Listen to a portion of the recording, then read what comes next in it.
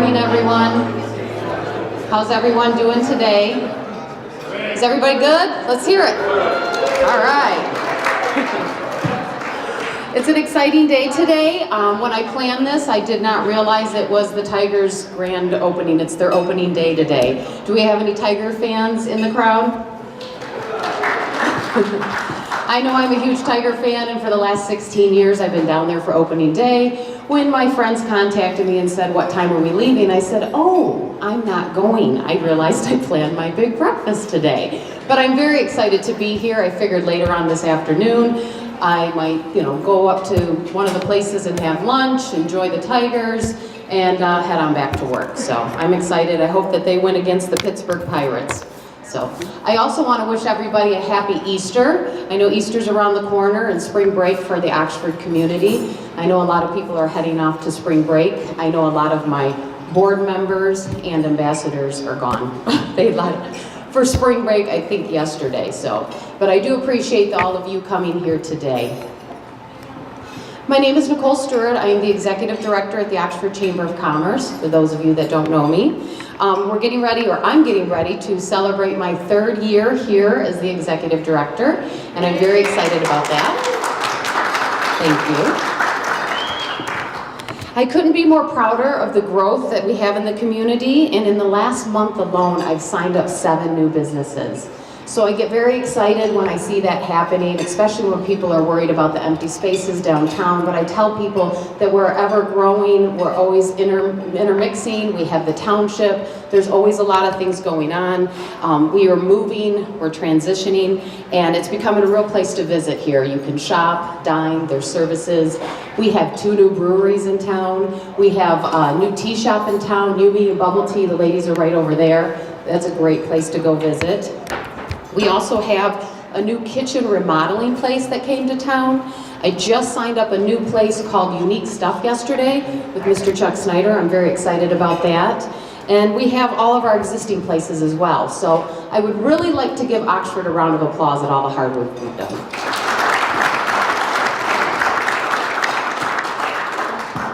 At this time, I would like to introduce the board members that haven't taken off on me yet. If you guys could please stand up along with my ambassadors. I would like to recognize you today. Oh good, we got a lot more than I thought. That's wonderful, thank you guys. We have Miss Deb Urend. She is the president of the Oxford Chamber and with Beamer.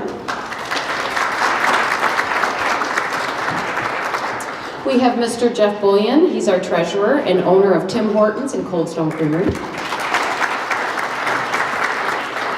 We have Matt Schuler. He's our secretary and does a fantastic job. And he's with Holy Cross Preschool and Church. He's right over there.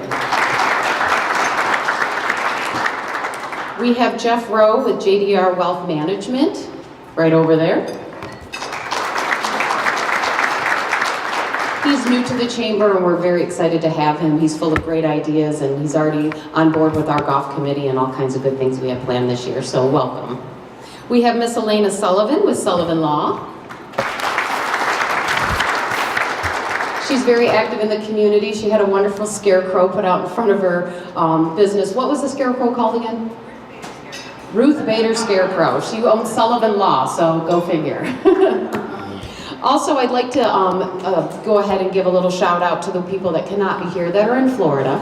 We have Walt Bargan with Lakestone Bake. He's on our board as well. Amanda McFarland, Jennifer Moscato, and Rick Norris. He's our newest board member. He's with Advanced Machine Shop. He's also excited about being part of the Oxford Chamber Board, and we're really excited to have them part of it. Now I'd like to introduce our ambassadors. We have Mr. Greg Clay with Curtis Insurance.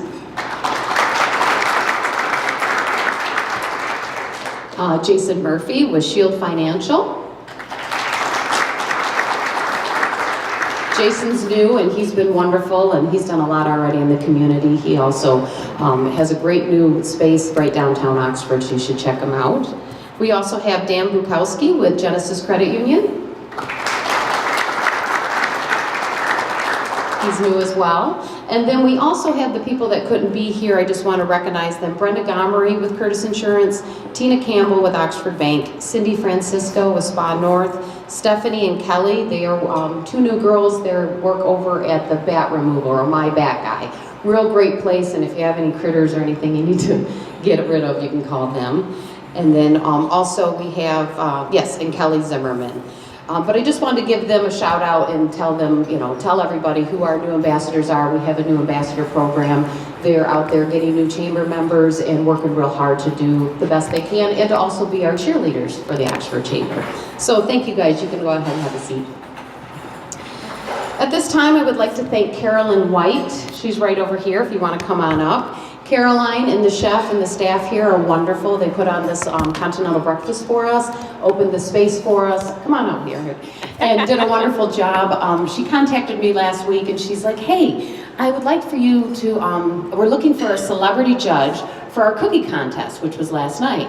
I'm like, sure, let me get right on it. She's like, no, you. I'm like, oh, I'm a D celebrity. I don't know if you want to use me, but she was wonderful. We had a great time. Came out, got to see all the people that live here. They're great people. We had a cookie contest. Which one won?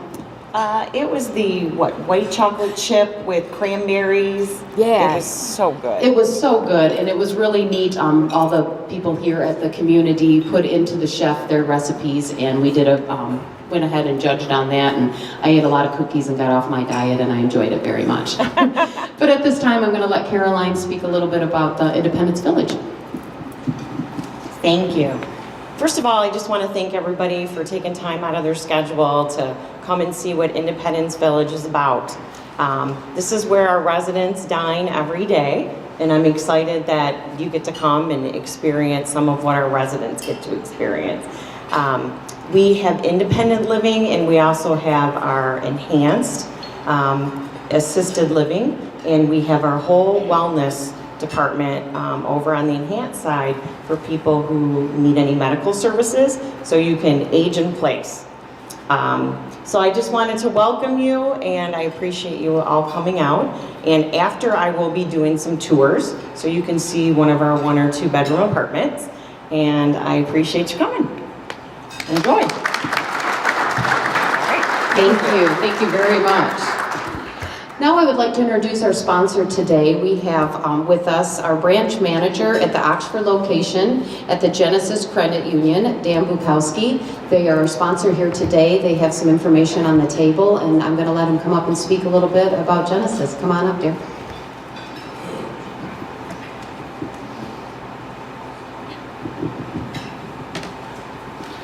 Good morning, everybody. How are y'all doing today? Anybody want to speculate on how the Tigers are going to do today? Me neither. Thank you, Nicole, for the introduction. Thank you, Independence Village, for hosting today. I appreciate the opportunity to come up here and talk to you about Genesis Credit Union. Genesis Credit Union was started in 1936, and we opened up the branch here in 2005. This is also the time I joined Genesis Credit Union. It was 2005. I just started working in the Oxford branch about 1.5 years ago, and it has been the best experience for me ever. Throughout the 13 years I worked with Genesis, I've kind of flitted back and forth between different branches, but I've always felt like Oxford's a home for me, and especially now. My wife was born in Oxford and graduated from Oxford. She works at a dental office just 20 mile down the road for the last 20 years. And I live 3 miles down south from here. So it's a great opportunity to be here. Genesis loves being part of the community. And being part of the community, we really like to give back. Over the last year, we did 900 sponsorships for events throughout our different 30 communities that we have branches at. Our team volunteered 4,000 hours at these different events, along with their family and friends.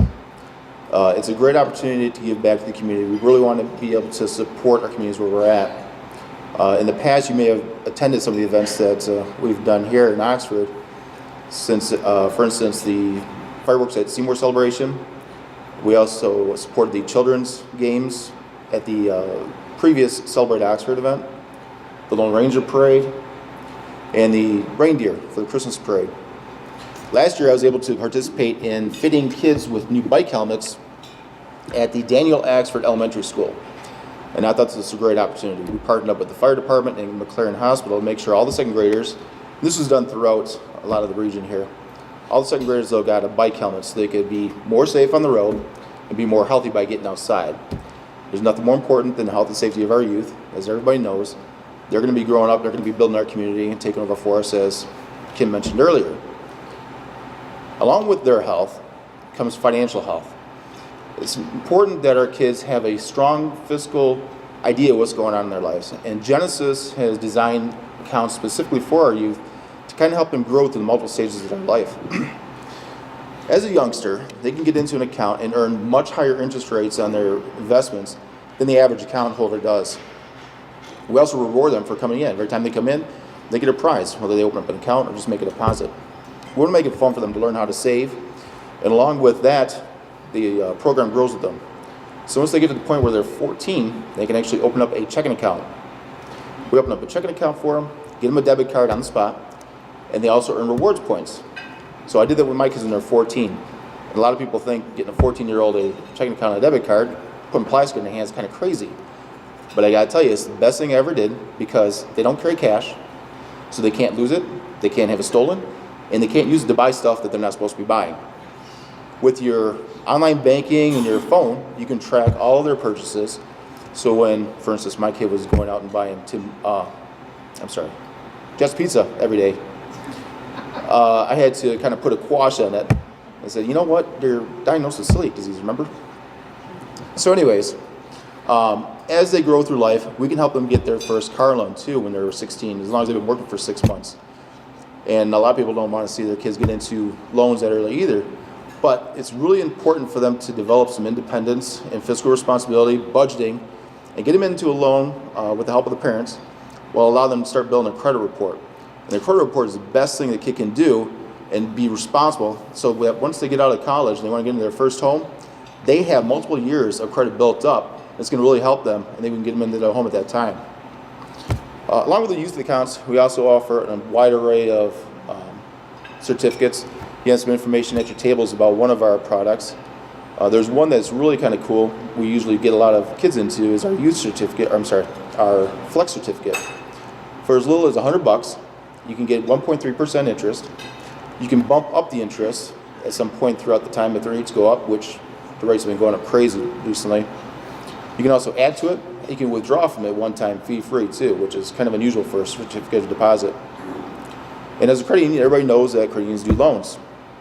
We try to do everything we can for our members to get them into what they need, whether it's a home equity, a business loan, new and used car loans, and we'll even do a small personal loan to help you get a furnace or a water heater. Whatever you need, we're there for you. In closing, I'd just like to mention that Genesis is growing.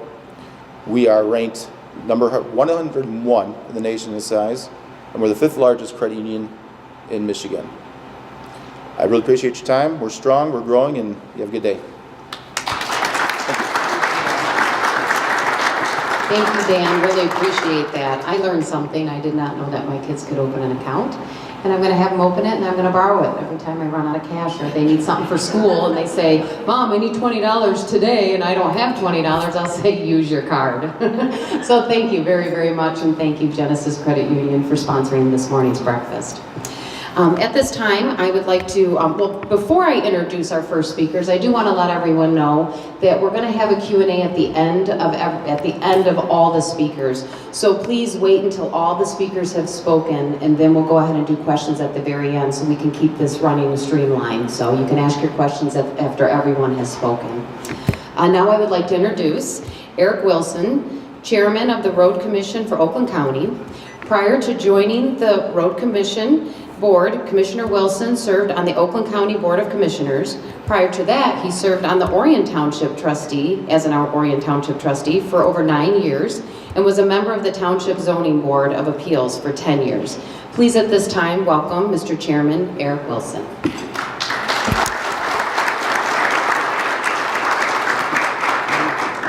Thank you, Nicole. Good morning. I see some of my friends here from Orion and a lot of them from Oxford. And you know, the friends from Oxford, they always say, when I tell them I'm from Lake Orion, you know what they always tell me? I live in Lower Oxford. So, maybe, yeah, right, I know you. Chris, we hear that all the time. We're going to talk a little bit about road conditions and roads this morning. I don't have to tell you about the condition. You drive it just like I do every day. We know. I will tell you that I put about 45,000 miles a year on my vehicle. So I'm aware of that. And this past year, just this past February, it cost me about $1,200 in suspension at Tire Warehouse down the street here in Lake Orion, or Lower Oxford, as Rob would say.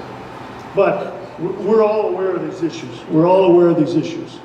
And so we're going to give you a little information of what we have, what we're doing. Some of you may have seen some of this, but we've added a new couple twists so that the last time I spoke was in February, the middle of winter, and Craig and I were dodging brick bats all over the place. Weren't we, Craig? Oh, maybe a little bit more calmer here at this one than the last one we had, but here we go.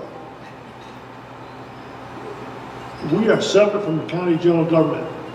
So when Brooke says, hey, the roads are in bad shape, he complains to me and my board, our board. There's three members of the board, myself, Greg Jamie, and Ron Folks. We have 404 employees.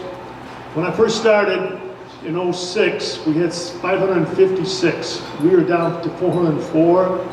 We're doing, I think, a better job with what the employees we have, and we're much more efficient than we were back in 06. We have a budget this year of about 147 million, give or take a few thousand, depends on what kind of projects come in, depends on how much Orion Township wants to kick in on a tri-party or Oxford Township, that kind of issue, but that could change. We have the largest county road system in the state, 2,700 miles of roads. This is another side note I'll let you know. Oakland County has more gravel roads than I think about any county in the state of Michigan. Now, you wouldn't think so, right? But a lot of people like to live on gravel roads. Even though they have a nice house, they like to drive up a gravel road. So it causes a lot, and we have a lot of traffic on gravel roads, a lot of traffic. There you go, still gravel. And this kind of weather, with the water, and the traffic, you know what happens if you live on a gravel road. A lot of bumps. We maintain 230 miles of state highways. We're not responsible for the condition of M24 out here. Believe me, if I was, I wouldn't be speaking here because you'd want to run me right out of this room. Because it is terrible. And they won't start out until what, 019 is what I understood. But they ask us to patch the potholes, is what we basically do. 95% of all traffic signals in the county, from 8 Mile Road up to Davison Lake Road. 150,000 plus road signs, and they're always getting knocked down, so we've got to be picking them back up. 3 levels of jurisdiction, you know that, MDOT, IMRS. There's the different examples of state highways in the county. County roads, some mile roads in the cities and villages, and the city and villages have their own. Oxford, the village of Oxford has its own roads and we're responsible for them. Total, 5,600 miles of public roads in Oakland County.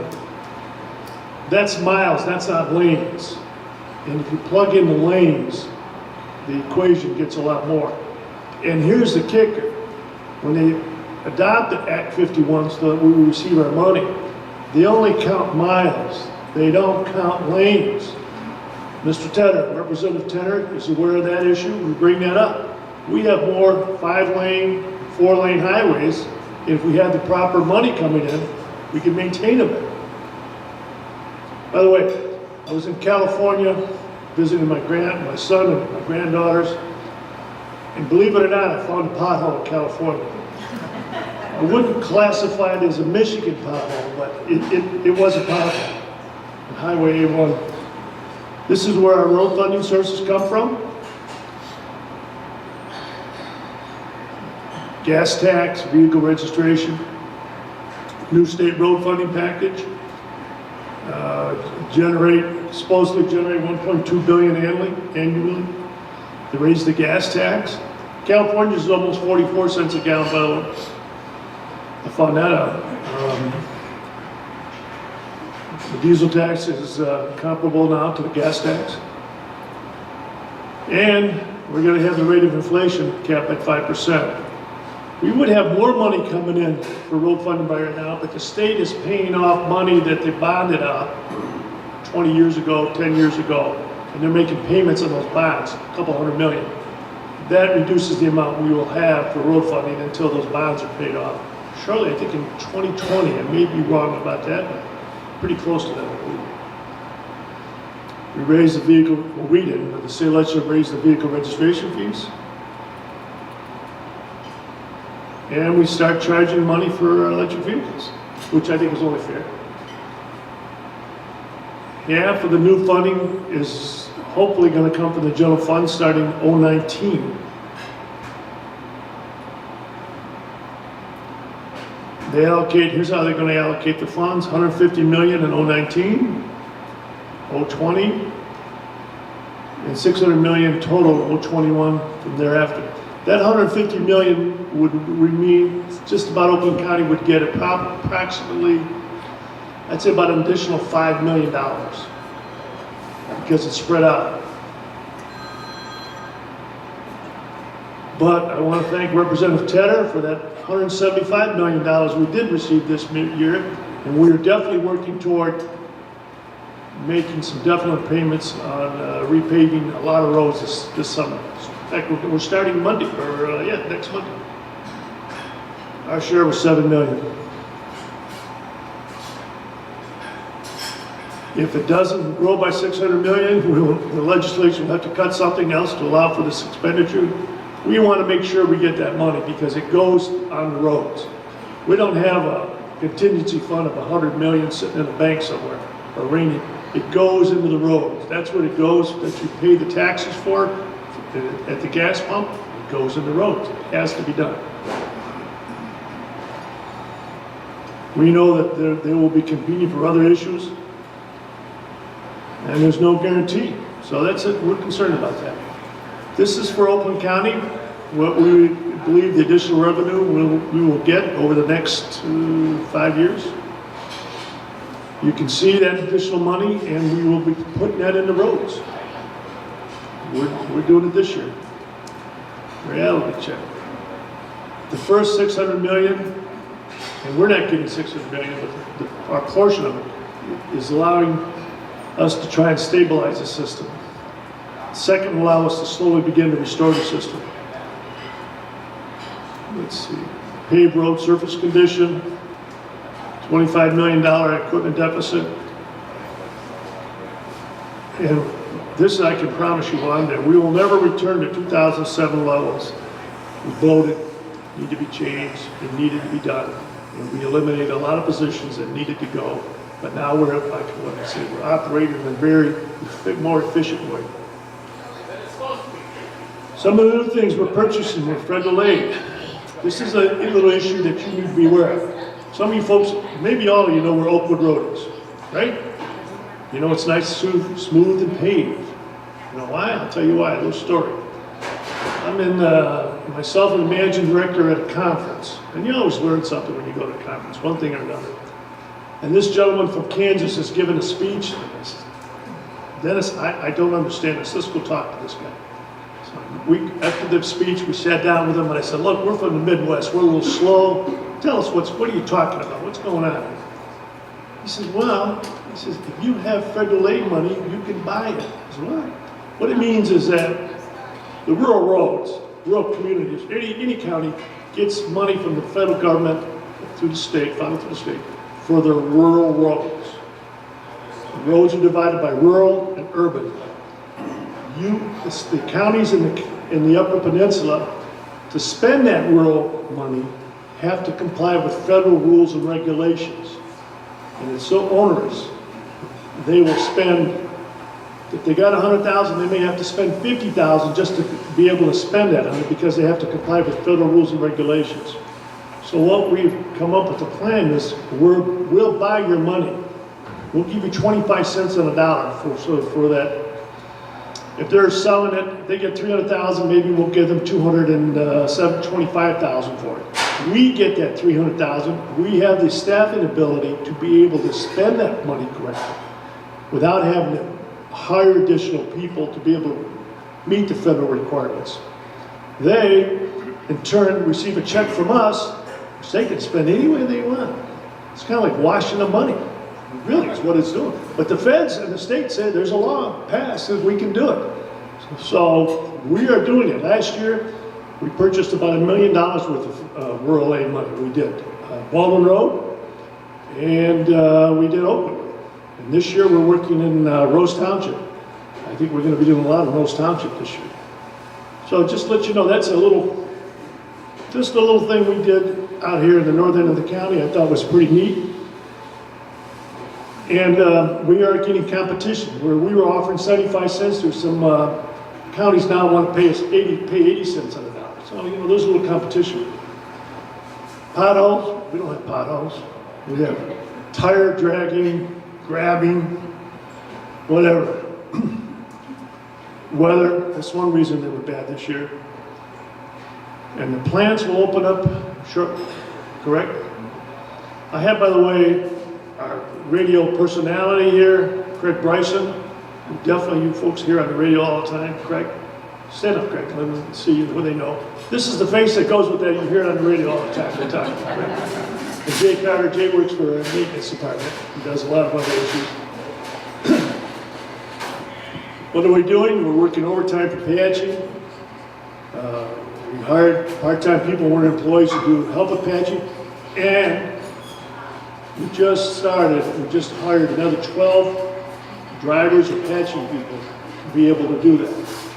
And we didn't hire engineers, we hired people out there that can shovel that blacktop and get these roads or get them plowed. We've been busy. My favorite picture up there on the right, I told this to the county commissioners. I said, you stand still too long in a blacktop road, we will resurface you. Cover you up, one way or the other. That is out of Duck Lake Road. When we resurfaced Duck Lake Road, the squirrel got out there when we was spraying it. Here's what we did in 2017. About $60 million worth of work, a different project, all A to Z. Different overlay projects, Oxford area, Baldwin, Seymour Lake Road, you're aware of Lakeville. We did, those roads. Oakwood Road. This project, when it starts Monday again, April 2nd, for Baldwin Road. $43 million project. Big project. Here we go. Somebody asked me about the Wood Trail culvert. I live probably about a half mile directly south of this, in Orion Township, but just about a half mile directly south. It doesn't look like that right now. I've been out there.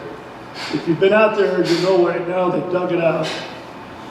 The water is flowing through, and there's no flood on the west side of the Pollyant Trail. Well, what's going on is we're in the process of getting engineering and the plans, and we're going to get DEQ permits, because the DEQ has to approve any type of structure we place in there.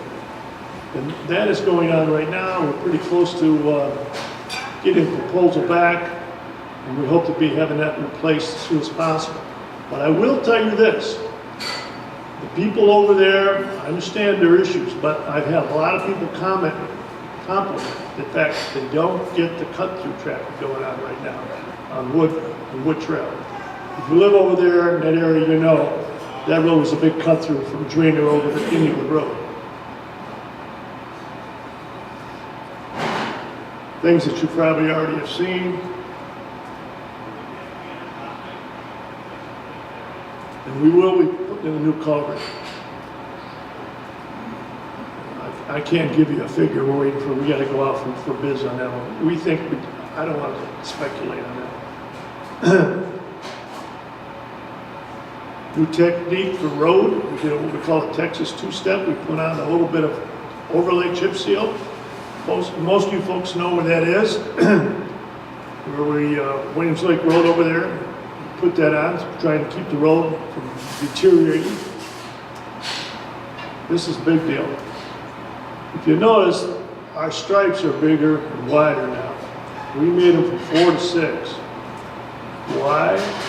Because just like for the day to night, let's say you're driving tonight at home, it's rainy, and it's foggy, and you can see the light, you can see that white lines, they help you in safety. And we thought that was worth the extra cost for the safety of our citizens. We have the lowest death rate per capita per mile in the state, and also in the United States. Safety is our #1 concern here. Here's the reasons why.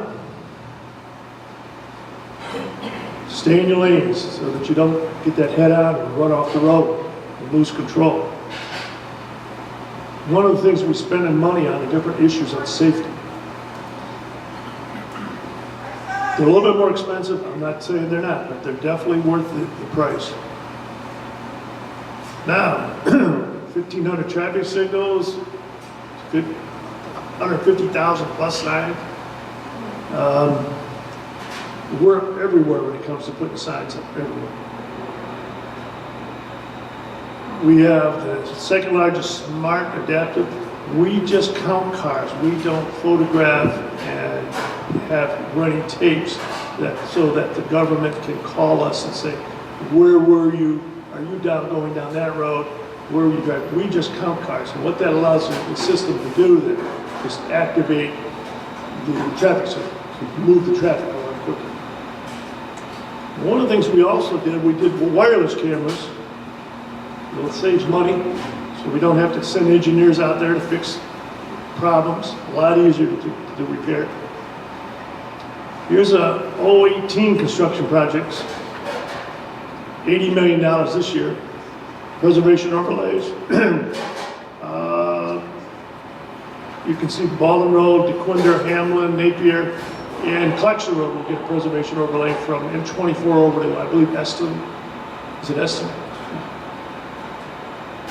Plus, we'll do what we call a mill and fill. You may have seen that where there's sections of the road, there may be 100 yards, maybe less, where they're just redone with new blacktop. That's a parcel we decided to do to take really poor conditions of roads, fix them the best we can, because we can't afford to do the whole road, we'll do a portion that's really bad. And that's worked out well. I believe everybody kind of likes that one.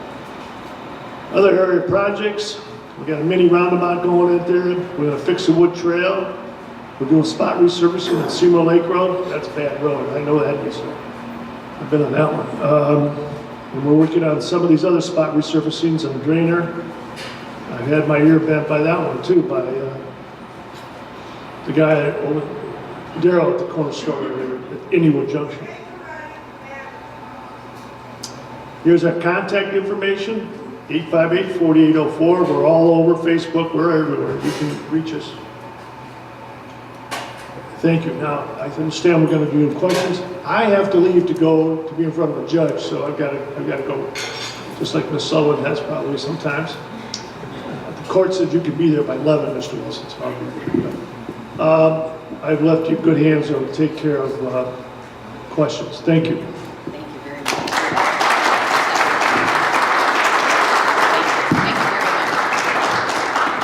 Thank you very much. We really appreciate that. I also know that someone had called about painting the lines over there off of 24, and you guys are right on it, so we really appreciate that very much. So thank you again. At this time, I'm going to go ahead and introduce our next speaker. Right now, I'm going to introduce Mr. Glenn Papp. He is our Downtown Development Authority Director. Glenn has enjoyed a long career in education, planning, and economic development. He's been a consultant and a downtown specialist across Michigan. Since 2016, Papp has been a private planning consultant, working with communities on downtown redevelopment, placemaking, parking management, retail marketing, and public engagement. He took the position here in Oxford as the DDA Director back in August of 2017. Let's please welcome him, Mr. Glenn Papp.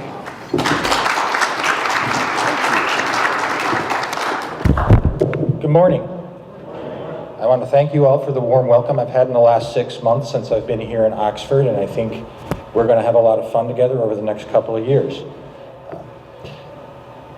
What I want to talk about today is give you a little bit of background information on what the DDA Main Street for Oxford does, and then talk about some of the big projects that we're all concerned about here in the Oxford community.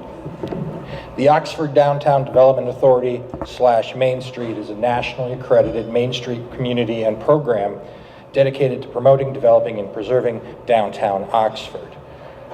We're actually a two-part organization. The DDA, as we call it in short form, is a tax incremented funded maintenance and enhancement program for the downtown. The Main Street program is a volunteer-driven program designed to promote and preserve downtown Oxford.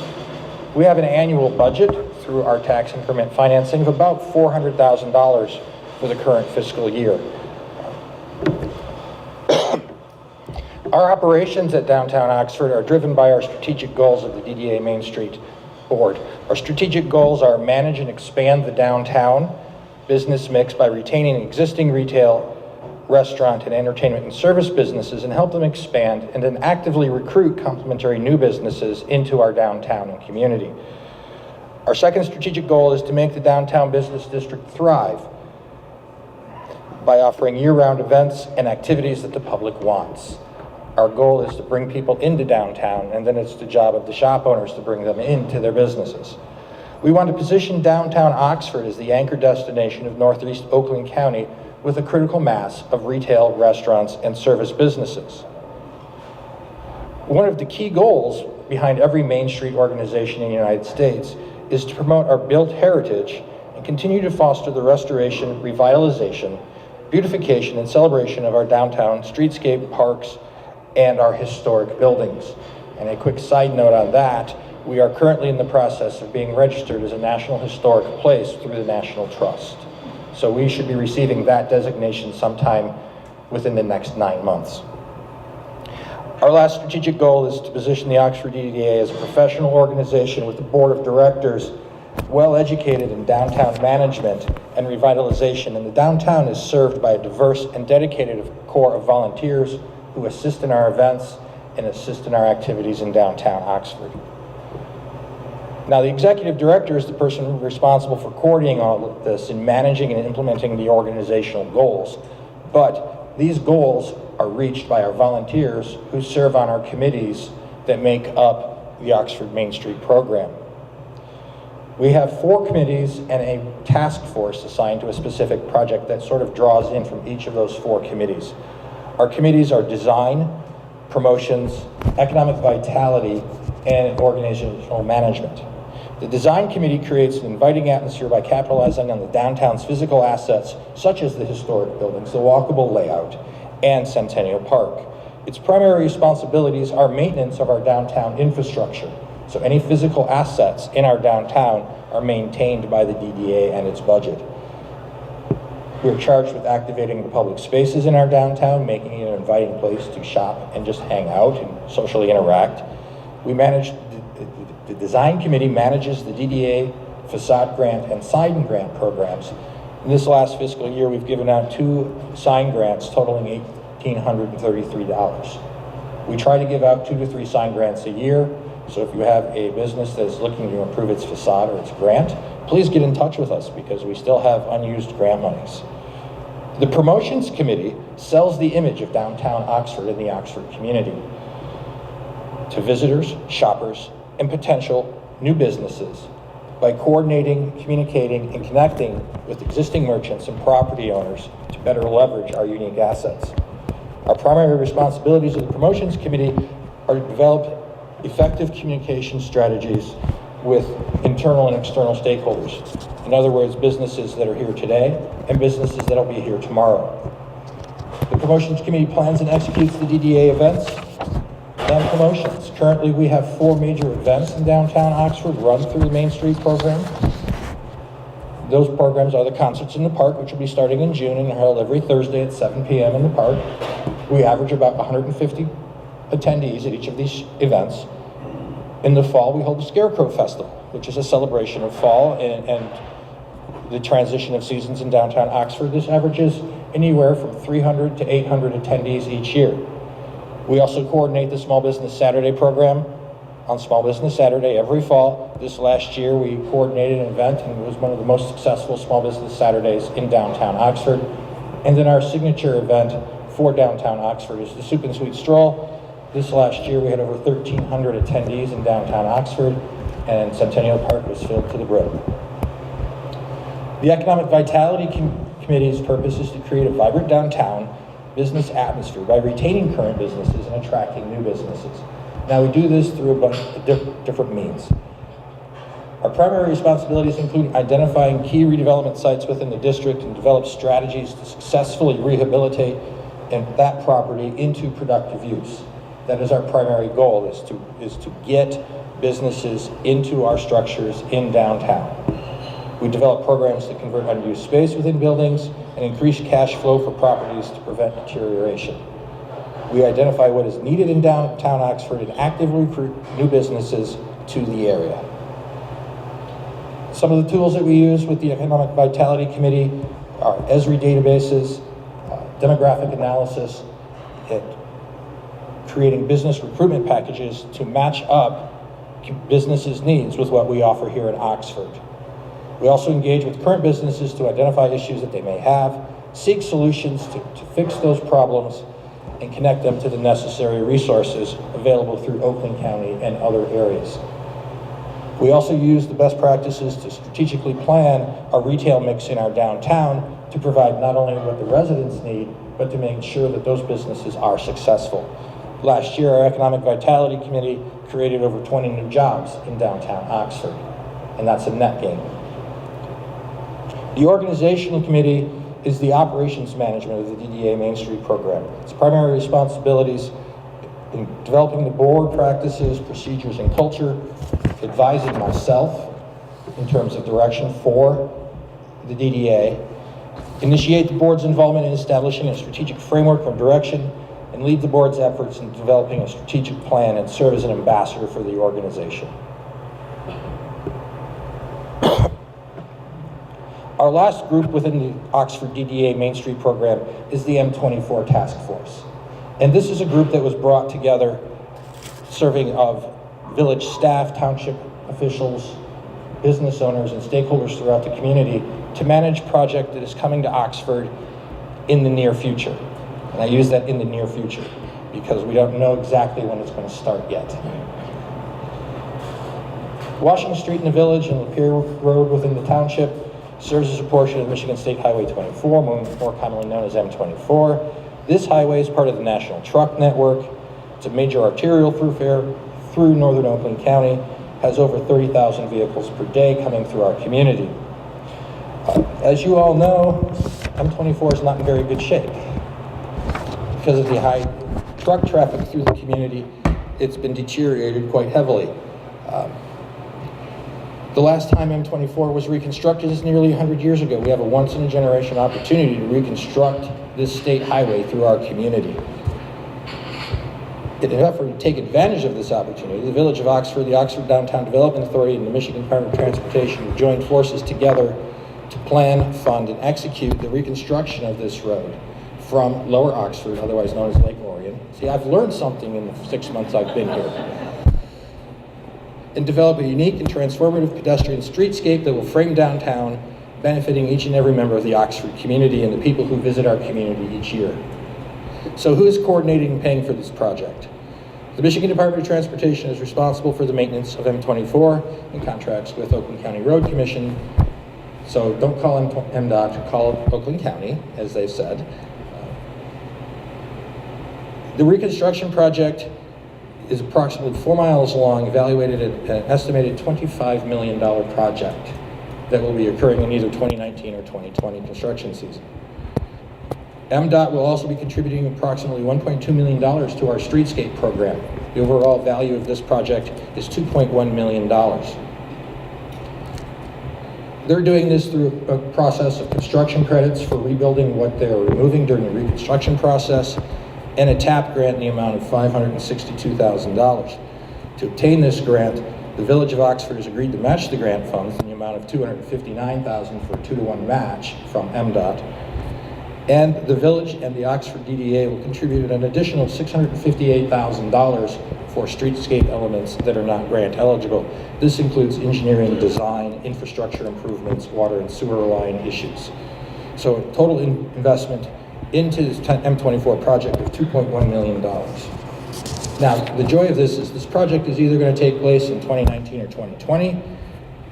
The village and MDOT are aiming to be shovel ready for the 2019 construction season. The funding, again, is still up in the air in terms of when the funding is going to be available, either this next year or the year after. As of this month, the Michigan Department of Transportation has not officially declared when these projects will take place. However, they've told us they would let us know by the end of the month. So we're waiting to hear from them tomorrow. The reconstruction project that takes place in the village will run from Drainer Road, just south of downtown, all the way north to Harriet Street, just north of the village. It's about a 1.1 mile project. This is encompassing the entire streetscape. The streetscaping improvements will run from Minnetonka Drive to First Street. Because this is a comprehensive road and streetscape reconstruction, much of N24 will be difficult to traverse. We have gotten a preferred detour route from MDOT, but since we won't know what the official MDOT detour route is, they won't inform us until the next design review meeting, which will be occurring sometime in June, at which point they'll make a decision. The options for the detour routes are bad and worse, so we are hoping to evaluate these and mitigate as much impact as possible. The village and its downtown have a unique opportunity to reevaluate the way vehicles and people interact in this village. Through the grants and contributions, the village and the DDA are investing in infrastructure.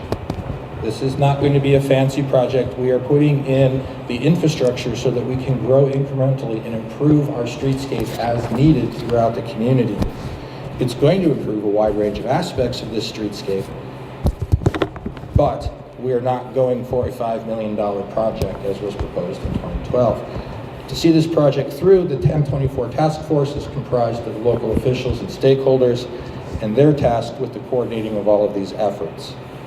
These improvements can be broken down into a few key categories for the streetscape project, looking at pedestrian safety and buffering the pedestrian movement in our downtown. It's a very challenging environment for pedestrians to maneuver in our downtown. We're all familiar with that. We have one main street crossing for pedestrians in downtown. This project is going to include 2 additional marked crosswalks in our downtown, both at Stanton Denison and at East Street. These are going to possibly be signalized crossings, but we're still in the design process. Other key features include more accessible on-street parking, street trees and various forms of vegetation, planters, benches, and other physical amenities to separate the pedestrian space from the vehicle space. So our goal here is to buffer the pedestrian space as much as possible. Another consideration for downtown Oxford is the noise. We're all familiar with the loud environment that is in downtown Oxford. Part of this is due to the condition of the street as it is currently constructed. Other issues are due with the street design and the vehicular traffic. What we're aiming to do is create a process where we've got streetscape design elements that include hardscape that block and reflect these noises, as well as landscape elements to absorb and buffer the noise coming from the vehicle traffic on the street. In addition, the new surface will significantly reduce road noise, which will bring it down to a manageable level in downtown Oxford. Another issue for us is speed control and traffic calming. One of the most influential concerns that every downtown faces is how to mitigate high-speed traffic through its downtown. The current lane design that's being proposed for MN24 is down to an 11-foot lane width. This is below the National Highway standard of 12 feet. This is going to serve to constrict traffic and slow the traffic as it moves through downtown. And if we can convince Oakland County to stripe those lanes at 8 inches rather than 6 inches, that'll slow traffic down even more and make it a more safe environment.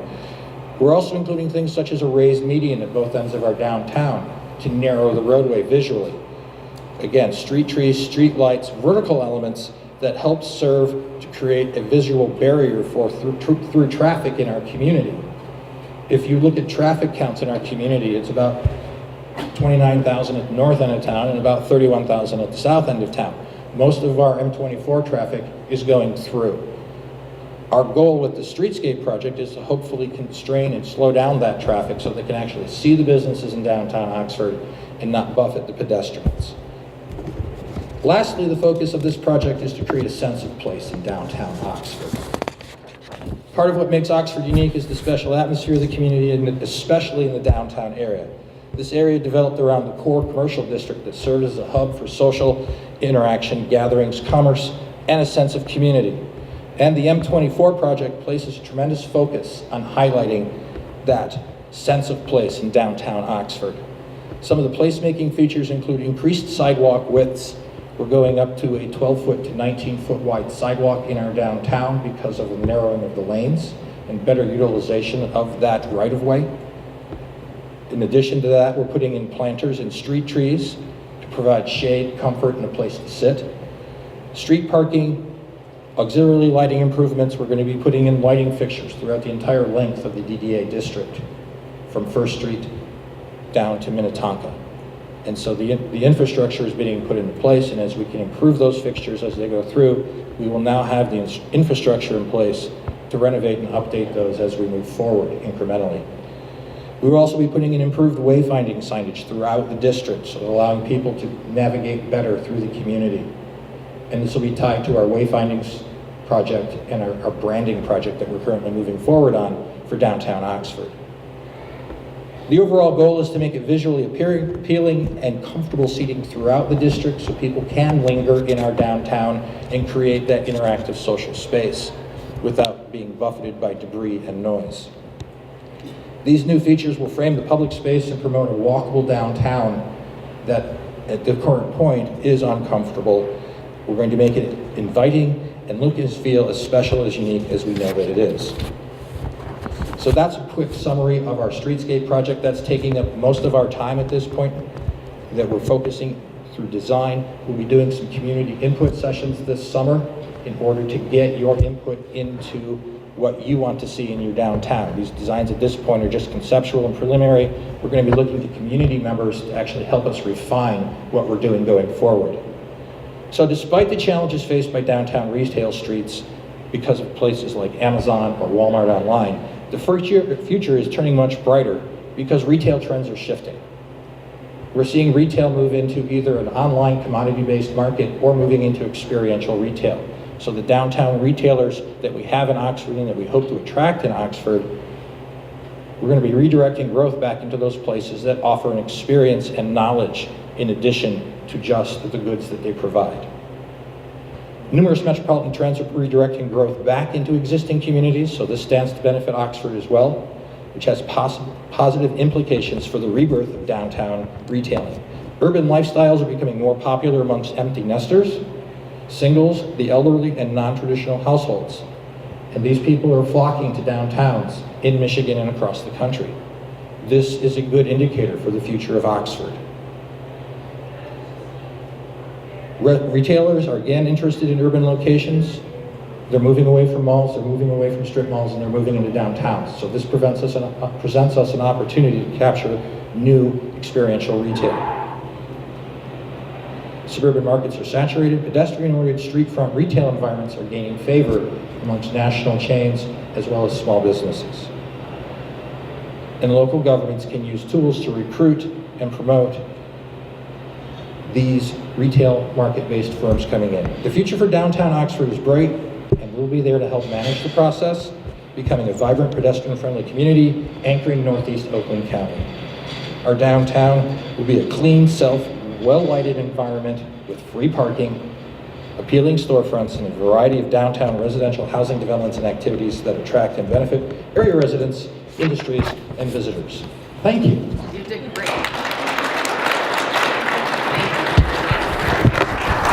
Thank you. That was very informative. We appreciate that very much. Thank you. At this time, I would like to introduce over there in the left-hand side, we have our new village manager, Mr. Joe Medor. Prior to becoming our village manager, Joe was the supervisor at Richfield Township in Genesee County as an elected position since 2008. He's excited and ready to serve in the Oxford community. He was elected in this position back in December of 2017, and we're happy to have him. Please welcome Joe.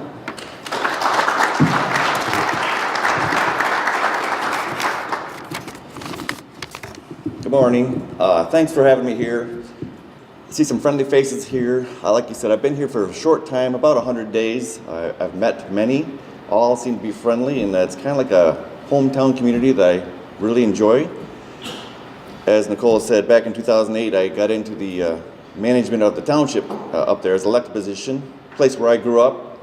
And it's odd because here I go around and I see people who've lived here their entire lives and they enjoy being here, and it's kind of like what I've enjoyed for all my years up there. So I'm hoping to move my feeling of that down here, get to know everybody, retailers, the restaurants, the neighbors, the townships. I've met many of them, Joe and Chris. You guys have been helpful so far. I really appreciate it. Glenn touched on a lot of the reasons what drew me to Oxford myself. Like I said, I grew up there in Davison my entire life, small town. I enjoy serving the people. It's something I like to do. And I thought when I looked for something else to do in life, the only place that I found that really captured what I liked was when I found Oxford looking for a manager down there. So after a long venture going into that and talking with them, it came together back in December, and I came on just before Christmas. There's a lot to learn. As you all know, there's been some gaps in the management down there, and so we're trying to close those gaps. We have some changes in the staffing at the village, but I think we're kind of found our footing now. We have some good staff in place. Chief Sowell, I've talked with him a lot. He's new to his position in the last year as well. So hopefully we're all kind of finding our footing down there and going to get right back on our horse and keep doing what we do. One of the things that I have prided myself on in my township position back in the day there is when people call, we obviously are there to serve them. We aren't there to tell them we can or cannot do something. We just want to make sure we can give them what they need. A lot of times they need information. They need who to contact, where to go, who's going to take care of this problem for them, whether it's trash or roads, whatever. One of the differences I have here that I didn't have at the township is obviously we work through the road commission like the townships do. We weren't an Act 51 agency. We didn't get township or state money. A little different having a DPW that are going to go out there and take care of those roads for us. So that's a good thing. It's a short chain between us and them. You don't have to go through some other community or county or state to get that person to get out there and do those tasks for you. For those who've been around a long time, you realize the village is pretty built out. There's not a lot of building spots left, but yet time and again we have people coming in now already either tearing down an old project or old home, rebuilding it, finding a vacant lot somewhere they're putting a new home on, and so there's a lot of activity in that. At the north end of town, up there on Glassby, near the Pollyant Trail, we have a memory care going in called Beehive Homes. That'll be taken off this summer. I'm not sure how long that's going to take. I'm sure they'll get into the progress or the process of the M24 project eventually, because that's one of the potential detours is the Glassby heading north out of town. It'll be kind of trouble for them as they deal with that. And the south end of Glassby, we have Scripter Park down there. There's Scripter Park Estates that are going in right now. They've already begun the process. There's 16 new homes going in down there. So hopefully they'll be done and mostly built out before any potential detour gets in the way with them. But it's all progress. It's all good. It's going to be difficult at times. As Glenn touched base on a lot of the issues with M24, and we don't know where we are with MDOT yet as to what year. It's coming either way, and it'll eventually be good and done when they are done. Now, a lot of businesses I've talked to are a little concerned about the time frame, what they're going to do in the interim period of that project and how long it's going to take and stuff like that. I think the good part about it is with all the parking in the downtown that's already in the reverse and the back side of the businesses, most of the locals or the out-of-towners are already directed to go to the businesses and enter through the back side. So hopefully that'll lessen the impact on those businesses they don't have to rely on the M24 access as much. The plan right now through the M24 project is to continue the southbound traffic through the downtown area. So those morning commuters will still have a pretty straight shot through. I'm sure there'll be some, maybe some bottleneck area here and there, but that's the plan, is to keep the southbound traffic continuing straight through town. We're not sure exactly how that'll impact the ingress and egress of those businesses downtown. But again, the fact that we have all this entrance and parking in the backside, I think is a positive, and that's already in place. We aren't trying to redirect people and get them to do something different. One of the things I've dealt with over the years and enjoyed is being part of our Little League program up there. coach teams, run the league. I had Little League signups last night. Both my sons, one of them is out of high school. He played at the high school level, and we played down here. That was another reason I was brought down to this area a few years back, coming down to play at the Lake Orion Complex, and what a nice complex that school has, let me tell you. I'm sure some of you folks have been there, if not all of them. It's amazing the complex they have at the school. My other son is in middle school. Last year was down here for the bowling, down to Collier Lanes. So that was, through those ventures down here, it's another reason I just got to know on the periphery what the area was like and what a nice area it is. So I'm proud to be here. I'm happy to be here. My job, as I see it, is just a day-to-day operation, the staff, the things that we offer people, make sure the services that we are offering are taken care of well, and answer the questions and answer the needs of the people. We can always be reached. Call us, stop in, send us an email. We're happy to answer. We're happy to get you the information. If I don't have the answer now, I will do my best to get back with you with the right answer. That's something I've done over the years, and people really enjoy that. Sometimes they're surprised when you do call back, and you can either they tell you or you can just tell in their voice they're happy and surprised that you did call. So hopefully, as the year goes on, I'll learn more, I'll meet more of you, and we'll see what happens with this 24 project. We'll know soon whether it's something to plan for in the short term or the next year. But that's going to be a venture right there, that's for sure. We have a few new faces in the office, so if you haven't been by, stop by, maybe say hi, and give a call anytime. I'd like to thank Nicole and Amy from the Chamber. They welcome me open arms, and they're obviously in our same complex, so I see them often, and it's great to have someone like them helping us to help you guys and the community. And we'll look forward to a busy summer here. I can't wait to see what goes on. So thanks for inviting me in and letting me speak.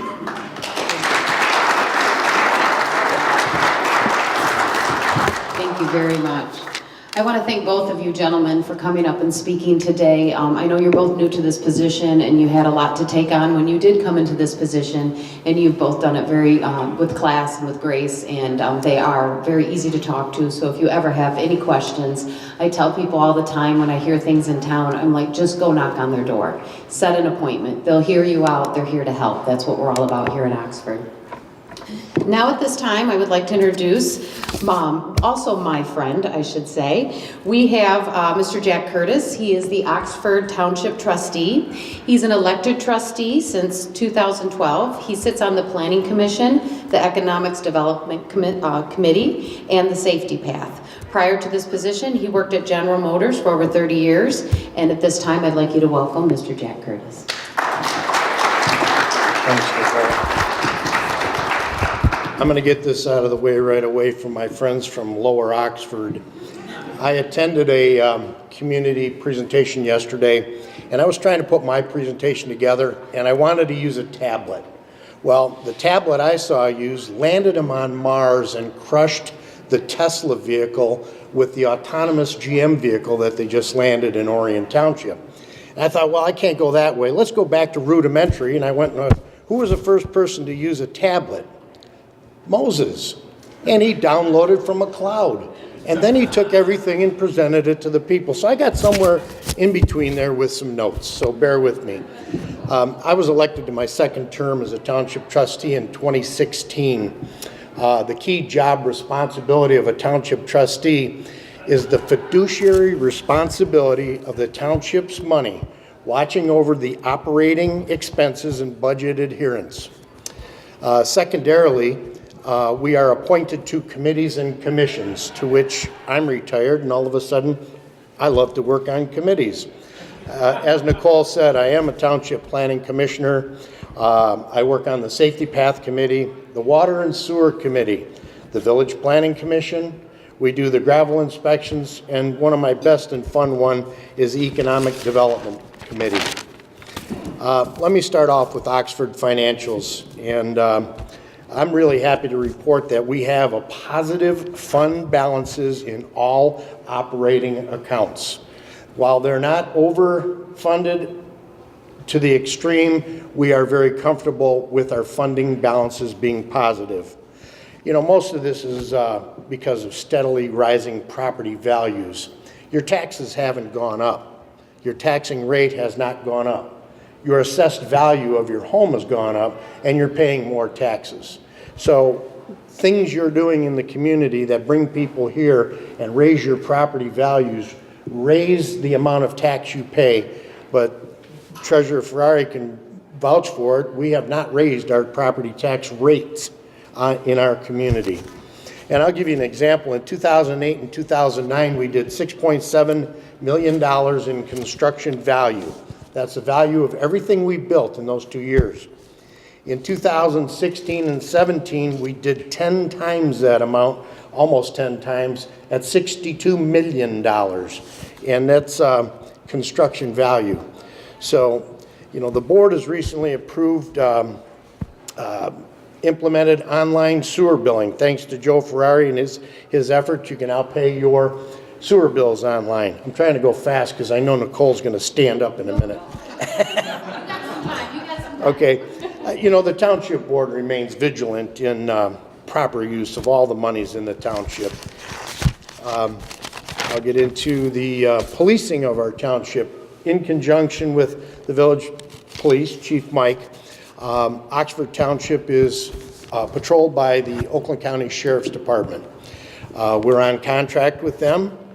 We've had this in place now, I think it's what, 8 years? 18, yes.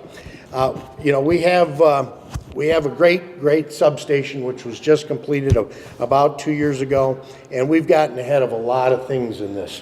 Number one, we've had in place, I think it's about a year now, a school liaison officer. Jason, Deputy Jason, I'll call him, has an office in the high school, and he visits all the schools in the Oxford School District. We recently approved an additional deputy on second shift.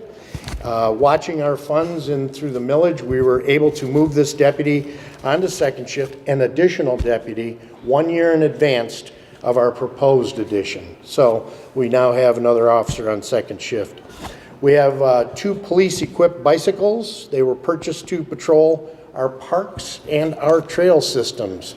Last year at the Celebrate Seymour, we had 2 deputies riding the bikes through the park, and they were very welcomed. Oxford Township has the highest closure rate on reported crimes in the communities that Oakland County Sheriff's contract to take care of. Number one closure rate is phenomenal. We are closing crimes that are reported faster than all communities around. I think it's like 62%.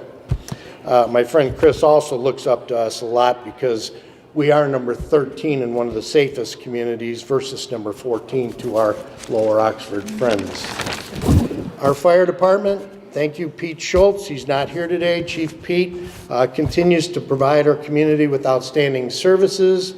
You know, each year their workload has been climbing. Growth in calls responded to exponentially. And in order to do that proficiently, we've had an addition of an assistant chief and a full-time recruitment and retention officer, which were hired through grant funds allocated through the federal government. We have an on-duty firefighter who goes into the community, works with young adults, anybody that would like to become a firefighter, he tried to recruit them into our service. We also have replaced our aging equipment on schedule and under budget. In 2018, the department will be going through a recertification of the ISO process. And if you don't know what that is, an independent company comes to your community and evaluates your fire department to ensure that hydrants, hoses, equipment, stations are all located in predominant areas where they're needed.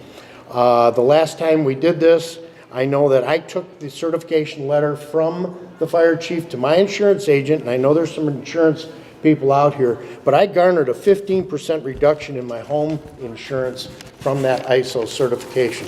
So we'll be going through that again this year. Another proud and big thanks goes out to Ron Davis, who couldn't be here today. Our Parks and Rec director and his department have completed over 2/3 of the projects listed under our approved bond. The repairs and improvements to this are 2/3 complete.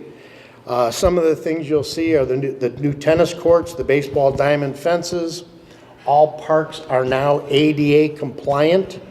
Powell Lake Observation Deck is completed and can be used right now. Work continues on the ice skating rink and the new concession stands at Seymour Lake Park. I'd also like to mention that they completed the new offices and community center ahead of schedule, and most of all, each project was completed under budget. You know, again, thanks to Ron Davis and his crew. Economic development. Yes, exactly. Economic development. You know, this is one where you're kind of darned if you do and darned if you don't.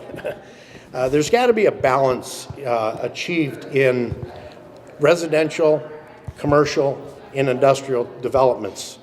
If you don't, you have an overburden of taxation on the residents. If you have too much commercial, you know what that means. If you have too much industrial, that can disadvantage your community. So the proper balance in there is key to what we're doing. Things that we do to actively seek developments and offset these tax burdens is we put together a presentation that's called Why Invest in Oxford. Anytime we meet with proposed developers, we meet with landowners, we meet with businesses, we give them a little packet of all the demographics of Oxford. You know, 32,000 cars drive by here. We do not have a cleaners.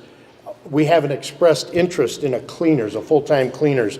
We don't have a lumber and building supply house in Oxford. You know, one time we had 3. We don't have a specialty grocery store. In fact, we only have 1 grocery store. While they service our community well, there is disadvantages to us as users of those services, and we're trying to mitigate that through trying to bring other groceries into our community. I don't know if anybody's ever been to Boulder Point and gone to a wedding. Not really. The reason is we have no hotel or overnight accommodations. We do have a real nice treetop lodge way north of town that accommodates about 22 people. Otherwise, you're sending our people to Auburn Hills or Lapeer for overnight stays. So we are working diligently to come up with some sort of a solution to that. Where we're going and what we've done, I just want to talk about the water a little bit. We completed a section of water line to the Lake Villa Mobile Home Park last year. That also connected our Lakeville Elementary and Middle School. Doing this, we're closing the gap on looping our water system in the southeast quadrant. Looping the gap meaning we have a water main on Drainer and M24 and a water main that ended on Lakeville Road at State Street. With this addition, we're getting closer to have a complete loop of water so that it gets through all the filtration plants and you don't have a dead end to the water system. We are working in conjunction with the village on revamping the M24 water main. While they tear up M24, the township is going to loop another part of our system by installing the water main along M24. We are also revamping Mickelson Shores wells.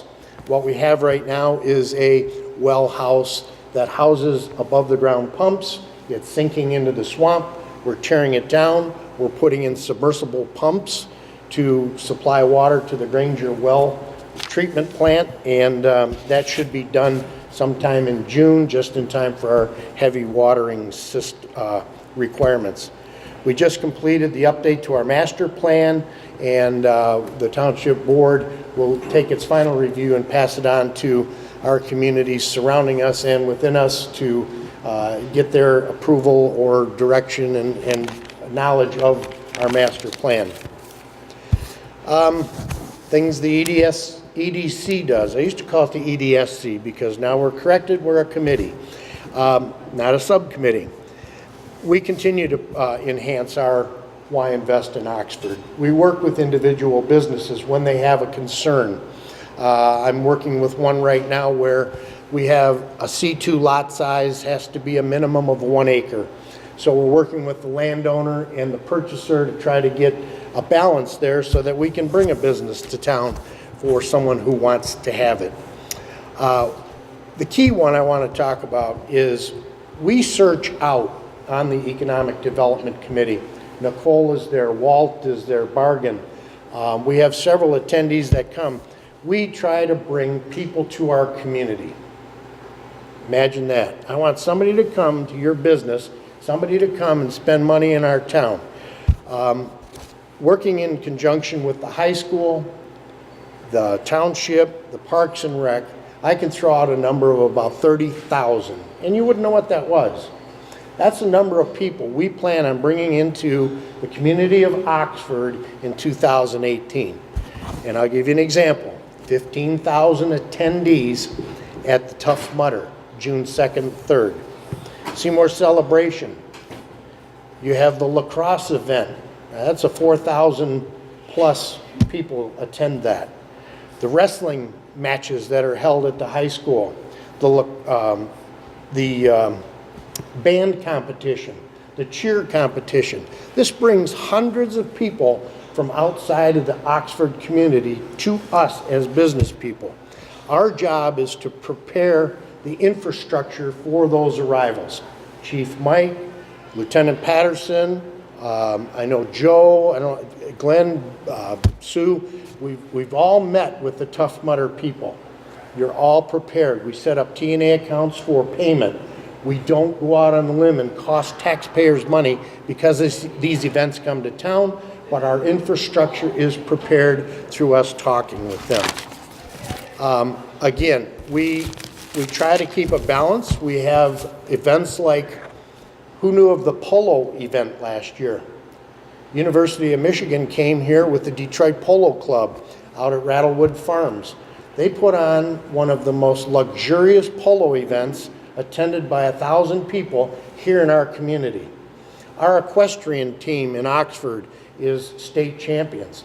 I mean, we have quadrants of our community that we try to help garner businesses to and make them profitable, but we also get them to try to come to the village, the township, any business in our chamber or any business in our community, hopefully to spend money. And number two, I can tell you that several people have bought homes in this area based on coming to Oxford and not even knowing where it was and what it was. They learn about our schools, they learn about our fine policing, our fire departments, and once they get here, they know where living is a vacation. To that, I'll turn this over to Nicole. Thank you.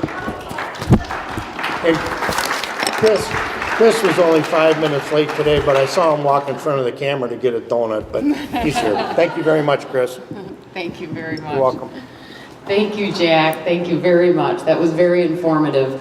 We're trying to work a little different with some of these things that are coming into town, like the Tough Mudder and the lacrosse. I met with them as well. We're going to try and set it up on their website. If you come in a day early, you can maybe go to one of our restaurants. If you show your ticket, maybe you can get a discount at one of our local businesses. So I will be reaching out to the different businesses to see if we can better allocate and get people downtown, because I know it's a little tough trying to figure out how to get them here when they're full of mud and just got done running a race. So we're going to figure that out and get some people out here. But I do want to thank everybody for being here today. What we're going to do, we have the chamber mailbox. Has everyone put their card in there? Yes, no, yes, no. Yeah. Amy's my right-hand man or woman. This is Amy. She's my assistant over at the chamber. Let's give her a round of applause for all the hard work she's done. What we'd like to do now, we have two businesses that donated our door prizes today. We'd like to thank Tim Hortons Cold Stone Creamery, Jeff Bullion, for offering a Cold Stone ice cream cake, real big. It'd be great for the holidays, so we're going to give it away that. And we'd like to thank Homegrown Brewery for donating a t-shirt. And so I'm going to go ahead and pull for that right now. We'll go ahead and pull for the t-shirt. Look away. All righty. Oxford Free Methodist Church. Do we have Reverend Michael here? Hi.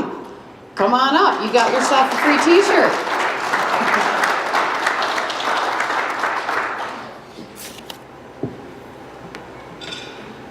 Thank you very much. All right, I'll go ahead and grab for the next one. All righty. Sullivan Law, come on up. Miss Elena, you got yourself an ice cream cake. It's right over here. You're gonna go talk to Jeff and tell him that you want your cake. We appreciate everyone coming today. I do want to make a few announcements, and then we'll go ahead and do the Q&A, and then we can wrap this up. With some of the announcements and some of the things we have coming up in the chamber, I do want to just speak for 1 minute about the chamber. We are growing, like I said, very fast, very well. We have a lot of new businesses in town. I signed up 7 businesses in the last month, and I'm not kidding you, as I was coming here today, I checked my emails and we got another one. So we have 8 total. I forgot about that one. So I'm very excited about that. We have over 230 members strong. We have over 12 executive members, 5, I think, professional members, or pardon me, yes, 5 professional members, and we just keep growing, so we're very excited about that. Our upcoming Coffee Connect is not going to be next Tuesday. It's usually the first Tuesday of every month. Because of spring break, we went ahead and bumped it to the next Tuesday, which will be April 10th from 8 to 9, and it's going to be over at Lake Villa Homes, so please come and check that out. Our last one, we had almost 40 people attend that, and our mixer was huge this past one. So people are coming out of their shells. It's springtime. They're here to mingle and mix, and it was really, you know, in the wintertime, you just don't even feel like leaving your house, so I can understand that. Also, we have a new business that we just signed up, Beehive Homes of Oxford. We're going to do a groundbreaking ceremony with hard hats and get everybody in the community, the local officials. I'll reach out to you. It's going to be a new assistant living home. I don't know how many they're going to build. He did say several, I believe, and that's over on Gillespie Road. We're going to do a groundbreaking ceremony on April 19th, but that information will be in our weekly newsletter, so you can get some more information on the exact location. We also have a community event coming up. These 2 lovely ladies over here, we have Miss Stacy Bean and Kathy Darling, if you stand up, please. They're the owners of You, Me, and Bubble Tea. They're very active in our community. I don't think I've ever met any a business, I mean, all of our businesses give so much. I know that they get knocked on the door all the time asking for things for our schools, but they are constantly giving back. I think everything in their store, they always have a percentage going back to some charity or fundraiser. So I just want you to give them a round of applause. They're getting ready to put on a great event here in Oxford.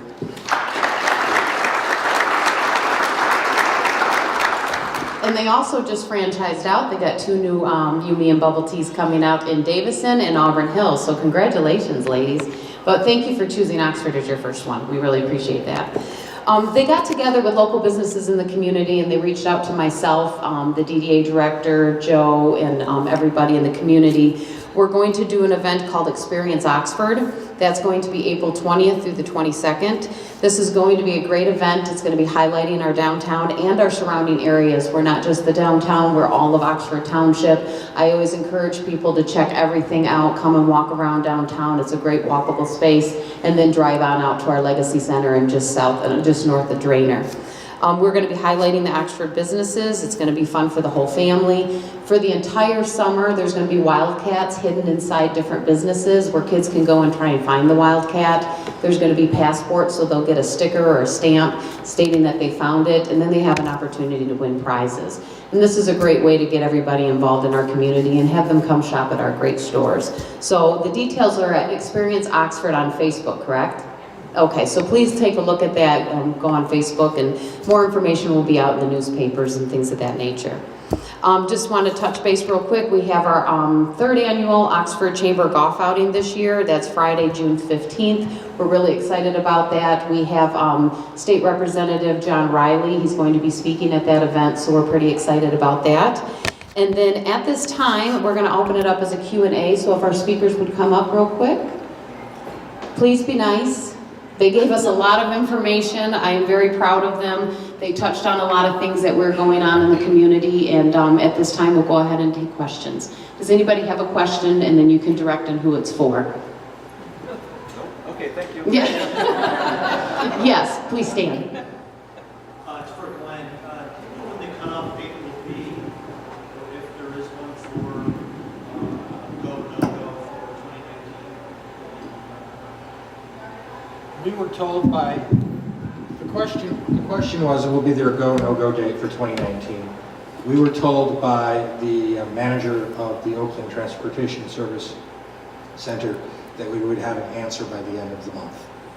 So So I'll be calling them later today to find out exactly where we're at, because we do need to be able to move forward quickly if it's 2019. Here, let me pass this on. Seeing no more questions. Oh, sorry. I think my question's really for Greg. It's all one of the projects. It's in Orion at the Miller-Flint intersection, Orion Road, a mini roundabout. Yes. What does a mini roundabout look like compared to the ones I'm used to? That's a great question. It's a smaller diameter circle. The center is not built up like it is in a larger roundabout. His question, for those of you not familiar with it, we are building our first mini roundabout at the intersection of Flint and Miller on the Village of Orion Township border this year. It'll be an interesting experience. We've had great success with our other roundabouts. We think the mini roundabout will be a great opportunity at that intersection as well.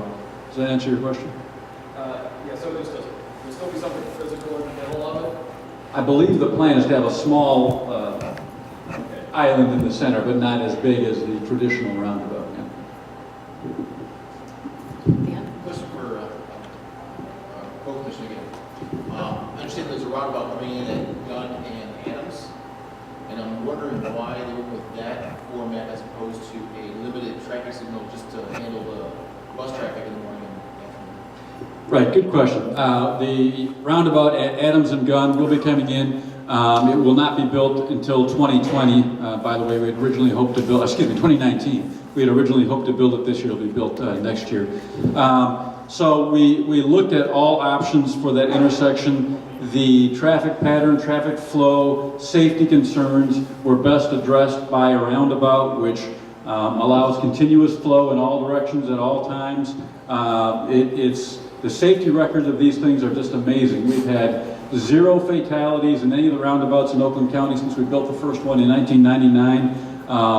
Only, I think, 3 actual serious injury accidents. We now have 22 roundabouts, I think, in operation. The only 3 serious injuries have been motorcycles. One hit an oil slick and crashed. One went over the center.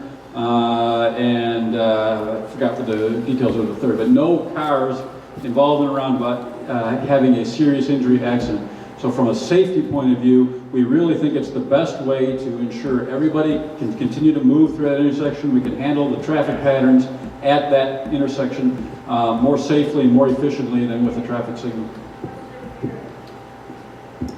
Anyone else have any questions? All right, Ms. Depp. Yes. My question is, the burning oak. I know that they have torn that down, and what are the intentions of them to start building? So at least do something to make it so that the sign is gone? I can answer that. Look out there yesterday. A local company, Ceradan, had just started loading equipment over there. They can only move so much because, as Craig knows, the frost laws in Oakland County come off Monday, April 2nd. That's when they can move the rest of their excavating equipment over there without special. They've met in their pre-con already, and they're breaking ground Monday. So they'll be taking care of all that. Can you tell us more specifically the distance on 24 that's going to be reconstructed in 19 or 20? How far north and how far south? And will it all be done at the same time? From the south, Chris, what's that? That's like the car wash?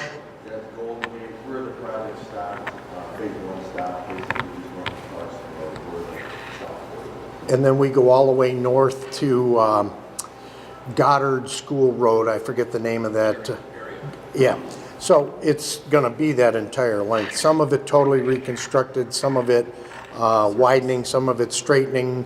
Like I mentioned, our water main in there, safety path on the east side. So we'll get that accomplished in that also. Is that going to be done in one season or 2? One, I heard one. That's a big endeavor, but Did anybody invent the flying car yet? That's what we're gonna need, Chris right? did. Chris, you did? Anyone else have any questions? Here's your opportunity. one last thing. Oh, you want to say one last thing? Oh, pardon me, go ahead.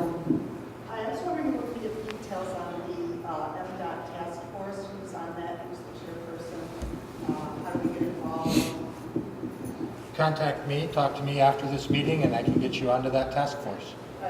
Is there any information on the website? We don't have a listing of who's on the task force, but our website, we just recently put up an entire project summary, and our website's... That's kind of a secondary question too. Do you have any details yet on the promotion aspect of that? We are working on that. We'll be bringing in a consultant to work with us to do a business survival plan for construction. And so we'll be sending out announcements on that as soon as we get the dates finalized in the next 30 days or so. Someone else had a question? I don't know if this is more speculation or not, but I noticed that it's a large number of businesses that appear to be leaving Oxford, and I know that I've talked to some folks, I didn't know if there was because, the impending road project, and I didn't know if anybody has spoken to those businesses, maybe finding out what's going on, if they were willing to share. The businesses that have recently left, I've spoken with those folks. Danielle. I have been in touch with the businesses. The question is there's this impending sense of doom and businesses have left. I have spoken with those businesses that have recently made that decision to close shop and or are soon closing. It is an era of uncertainty. There are retail issues. There are changing retail trends. We are actually up for the calendar year 2017. We're actually +3 businesses in downtown Oxford. So, typically in a downtown environment, you see about 10 to 15% of your businesses churn over on an annual basis. So, it's not outside of the normal business practices to see that much turnover in our downtown. Yes, there's going to be issues with business downturn during the construction season. We are actively engaging with consultants and people who've been through this to create a business assistance plan. And we'll be doing some promotional work to bring people into downtown. We're working very diligently towards that. I know I've spoke with some of them, and some have left just on personal issues. They were done, or they might have left because they wanted a bigger space. Not all of it is always, a story that they want to get out of here. It might just be a personal reason, or they want a bigger space, or something to that nature. So there's always different, reasons why people do leave. But we do, like you said, we have a lot of businesses that have come in the Oxford Township and downtown, and there's really a lot. You might see those empty spaces, but you'd be surprised the little spaces behind and in the township that are really growing. Any other questions? Yes. You seem to be the sole individual who feels it's important that we have a left turn lane that runs through a portion of Oxford. As the plan sits right now, there will be a left turn lane through the entire township, stopping at the village limit and then starting again at the north village limit, going to Area Street. I think it's a tremendous mistake that we do not have a left turn lane in a portion of the village. 30,000 cars a day, going to go to what, 40,000 cars a day? So we're going to go 2 lanes up to the village limit, then we're going to go with the turn lane. We're going to have no turn lane, and right now, I have property on 24, north and south. It takes forever to exit that property to turn left. It's a great high traffic statistic area. I've gone to the property owners. They've signed letters that said they're willing to donate their property, but the village and the DDA are not on board. They don't see the significance of this as property owners part of it. It's a tremendous oversight on our part, and we're going to pay the price in the future for this lack of enthusiasm for this idea. Do you want to comment on that? Sure, I can address some of that. We're actually working right now with MDOT, the real estate division, to acquire additional right-of-way on the north end of downtown, to put in a left turn lane on the north end of downtown. We have constraints with regards to the Pollyann Trail Bridge to see how far we can extend that trail northwards. And on the south end, there will be a left turn lane coming into the village, but as we approach downtown, we're going to eliminate that left turn lane in order to control speeds through the downtown in order to make it a safer pedestrian environment. There will be medians and left turn lanes into downtown, heading south out of the core 4 blocks, because we are right now, again, working to acquire additional right-of-way, but our conversations with the traffic engineers and the preferred plan is to control the speeds through the downtown. If we went to a 5-lane road throughout the entire downtown, that design speed would be approximately 40 miles per hour, and that is non-pedestrian friendly environment that we need to have in our downtown.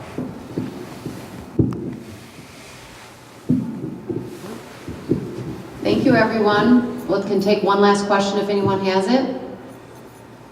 All right, well, thank you all for coming. We really appreciate this.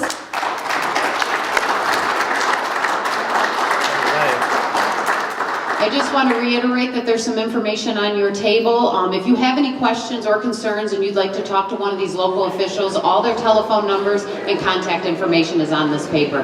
Thank you, everybody. Go Tigers.